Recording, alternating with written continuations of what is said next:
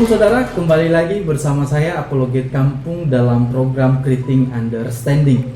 Kalau tidak salah hampir kurang lebih 1 minggu saya tidak upload video karena saya sedang sibuk mengedit buku saya yang jika Tuhan kehendaki bulan depan ataupun mungkin tahun ini sudah bisa terbit, dan kemarin saya sudah mengirimkan naskahnya kepada penerbit. Pada episode kali ini kita akan membahas satu topik yang cukup menarik, yaitu Allah merupakan nama ataupun sebutan.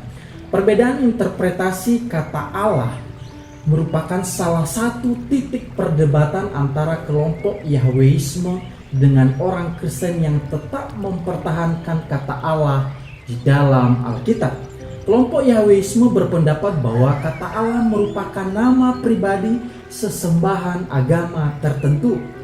Untuk mendukung argumentasi mereka, kelompok Yahweisme ini memberikan bukti-bukti bahwa kata Allah merupakan nama pribadi sesembahan agama tertentu di Arab sana.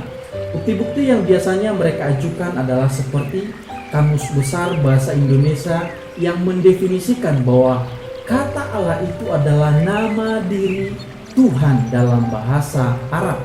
Yang kedua adalah kelompok ini berargumentasi bahwa agama Islam meyakini bahwa kata Allah adalah nama diri dan bukan sebutan.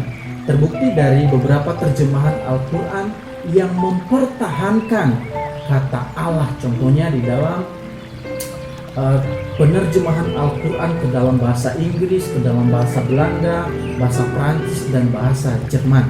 Oleh karena itu, kelompok Yahweisme ini berkesimpulan bahwa kata Allah dalam Alkitab Perjanjian Lama dan Alkitab Perjanjian Baru harus dikembalikan ke dalam bahasa Ibrani, yakni istilah Elohim. Untuk menanggapi kelompok dari Yahweisme ini, maka pertama-tama kita harus memahami bahwa kata Allah itu netral, seperti kata God, Elohim, dan Theos. Istilah-istilah ini bisa digunakan dalam makna monoteistik dan juga dalam makna pagan. Contohnya, kalau kita melihat ke dalam Alkitab sendiri, istilah Elohim yang kita kenal dalam Alkitab sebagai Sang Ilahi pencipta alam semesta ini juga digunakan untuk menyebutkan ilah-ilah lain.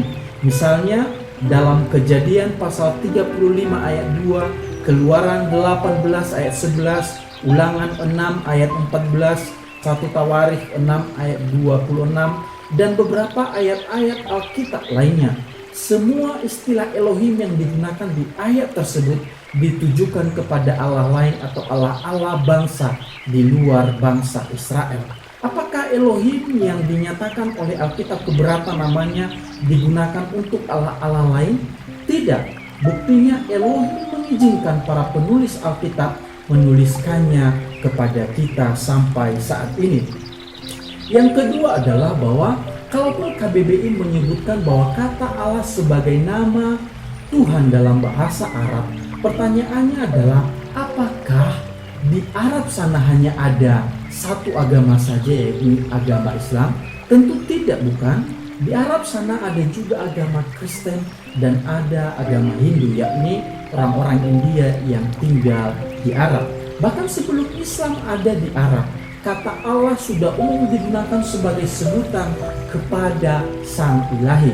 Catatan sejarah juga mencatat bahwa umat Kristen sebelum Islam ada di Arab, orang Kristen Arab menggunakan istilah Allah sebagai sebutan kepada Sang Ilahi pencipta alam semesta ini. Bahkan hingga saat ini orang Kristen Arab menggunakan istilah Allah, dan orang Arab tidak mempersalahkan tentang hal ini.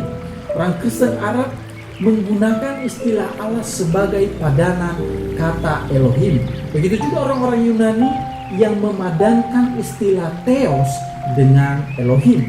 Jadi definisi KBBI tentang kata Allah tidak boleh dijadikan sebagai sebuah label bahwa kata Allah adalah nama diri sesembahan agama di daerah Arab sana. Karena di Arab sana orang Kristen memakai kata Allah sebagai sebutan kepada Sang Ilahi, Sang Pencipta alam semesta ini, yang dipadankan dengan istilah Elohim di dalam bahasa Ibrani yang ada di dalam Alkitab asli Perjanjian Lama. Yang ketiga adalah bahwa tidak ada satupun berhala yang bernama Allah, karena Allah bukanlah nama diri. Dalam catatan sejarah yang berkisar 200 tahun sebelum kelahiran Islam, para misionaris Kristen yang memenangkan orang-orang Arab bagi Kristus membuang berhala-berhala mereka, dan dari nama-nama berhala mereka tersebut tidak ada satupun yang bernama Allah. Yang ada Allah adalah seperti Al-Uzza, Al-Lata, dan mungkin beberapa nama lainnya. Bahkan tidak ada satu kamus pun di dunia ini yang menuliskan bahwa kata Allah sebagai dewa kafir bangsa Arab dan Theos sebagai dewa pagan bangsa Yunani.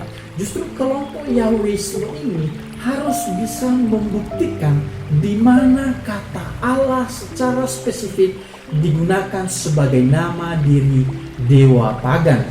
Yang keempat adalah harus dipahami bahwa umat Islam sendiri terbagi dua golongan di dalam memahami kata Allah. Ada yang sepakat bahwa kata Allah adalah sebutan kepada Sang Ilahi, dan ada yang sepakat juga bahwa kata Allah sebagai nama diri Sang Ilahi. Itu sebabnya jika kita melihat terjemahan Al-Quran ke dalam bahasa Inggris, ada juga yang menerjemahkan Al-Quran dengan menerjemahkan kata Allah dengan istilah God. Misalnya terjemahan Al-Quran The Holy Quran, terjemahan dari Abdullah Yusuf Ali, dan beberapa terjemahan Al-Quran lainnya juga menerjemahkan kata Allah dengan istilah God. Bahkan ahli-ahli tafsir Al-Quran paling awal seperti penulis tafsir tertua Al-Quran At-Tabari, penulis tata bahasa tertua di dunia yaitu Sibawai, dan penulis tafsir Al-Quran terindah bernama Al-Zamakhsyari. Ketiganya menuliskan bahwa kata Allah itu berasal dari kata Al-Ilah. Jadi Al-Ilah termasuk nama jenis yang disembah, baik sesembahan yang benar maupun sesembahan yang salah. Bahkan beberapa umat muslim di Arab pada zaman sekarang ini meyakini bahwa kata Allah merupakan istilah umum yang sifatnya netral untuk sesembahan kepada yang ilahi. Saudara nanti bisa memperhatikan video berikut ini. Nah, dengarkan kalimat ini. Dengarkan. Allah huwa alladhi yahkum wa ana as'al ay Allah. Allah al-Muslimin, am Allah al-Masihiyin, am Allah al-Yahud. Jadi kita dapat menyimpulkan bahwa kata Allah, kata Elohim maupun kata Theos merupakan istilah sebutan kepada Sang Ilahi pencipta alam semesta ini. Kata Allah, Elohim maupun Theos ini juga merupakan istilah umum yang sifatnya netral, tergantung bagaimana kita memaknainya. Apakah memaknainya sebagai Allah yang dinyatakan oleh Alkitab, atau memaknainya sebagai Elohim, sesembahan bangsa yang tidak mengenal Allah yang juga dinyatakan oleh Alkitab. Harapan saya adalah dengan adanya penjelasan singkat ini dapat membantu saudara semuanya di dalam memahami apa yang kita percayai tentang Allah selama ini. Sampai ketemu dalam episode berikutnya. Tuhan Yesus